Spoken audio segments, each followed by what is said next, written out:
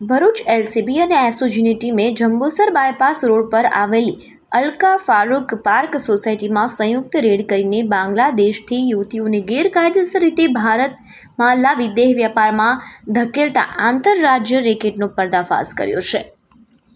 આરોપીઓ યુવતીઓને ઘરકામ અને બ્યુટી પાર્લરની નોકરીની લાલચ આપી ભારતમાં પ્રવેશ કરાવતા હતા।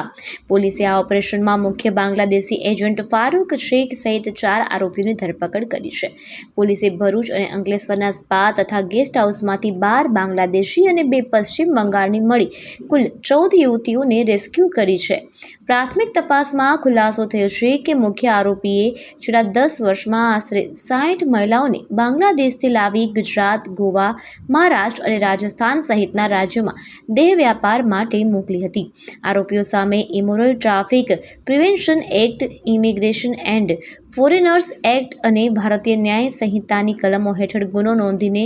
વધુ તપાસ હાથ ધરવામાં આવી છે। ભારત દેશની આંતરિક સુરક્ષાને ખતરારૂપ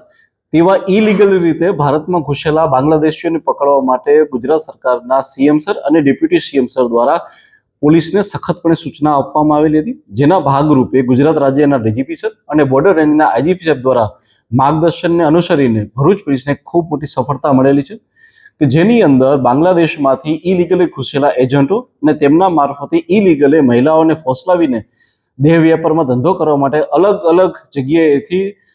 મહિલાઓને અને દીકરીઓને બોલાવીને તેમની પાસે દેહ વેપારનું કામ કરતી એક મુખ્ય ટોળકીનો પર્દાફાશ એલસીબી ભરૂચ અને એસઓજી પોલીસ દ્વારા કરવામાં આવેલો છે। બનાવની વિગત એ રીતે છે કે આજથી 10 વર્ષ પૂર્વે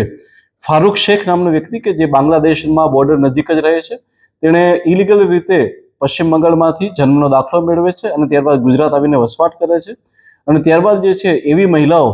કે જે લોકોને પૈસાની જરૂર હોય તેમને નોકરીની લાલચ દેખાડીને બ્યુટી પાર્લરમાં કે મેડ તરીકેનું કામ કરવા માટેની લાલચ આપીને ખૂબ સારી નોકરી મળશે તેવી લાલચ આપીને અલગ અલગ જગ્યાએથી આવી મહિલાઓને ગુજરાત ખાતે બોર્ડર ક્રોસ કરાવીને લઈ આવવામાં આવે છે।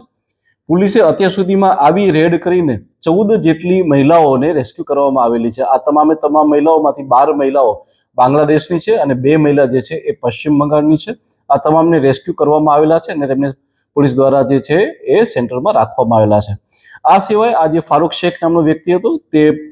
અલ ફારૂક પાર્ક સોસાયટી કે જે ભરૂચ ખાતે આવેલી છે ત્યાં રહેતો હતો અને તેની સાથે તેના શાગરીતો એટલે કે નિઝામ ખાન કે જે મુસ્કાન સ્પાની અંદર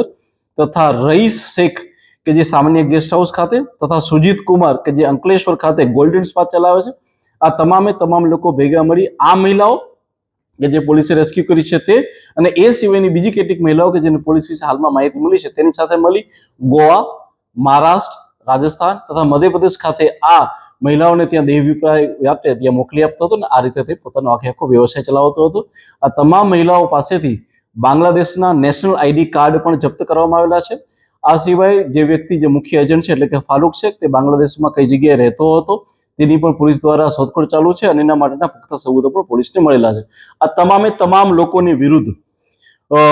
the immoral traffic prevention act 1956, the immigration and foreigners act